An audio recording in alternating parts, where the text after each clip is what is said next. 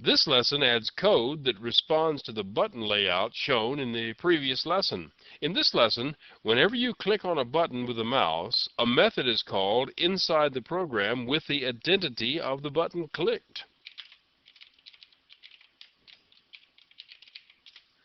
For an object to receive the events issued by a button when it's clicked, it must be an action listener, which it becomes by implementing the action listener interface. This could have been accomplished by writing a separate class to implement the interface, but in this example we have our frame implement the interface. It's generally convenient to have the container class of the components be the ones that listens for user input. That way the code is all in one place and it's easier to work with. Anyway, the structure of this program is the same as the one in the previous example. It's a frame that's called on to manage the display of a single component returned from a call to the method makePanel. The makePanel method creates a panel object and populates it with 4 buttons. Each button is created and a call is made to its addActionListener method to add an ActionListener object to its internal list. Whenever this button is clicked, each ActionListener object in its internal list will be notified. Now this makePanel method creates 4 buttons, calls the addActionListener method of each button to insert this ActionListener object into the internal list of each one. Then it uses the add method of the panel object to add each button to the display. Now, let me summarize just where we are. At the end of this method, 4 buttons and a panel have been created.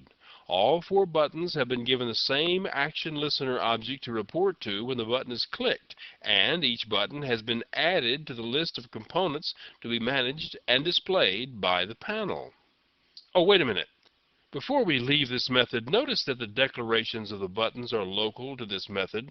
That means that when this method returns to its caller, the references will no longer exist. That's okay, though, because the panel holds references to all the buttons, and we'll know when they're clicked because they'll report that to the action listener.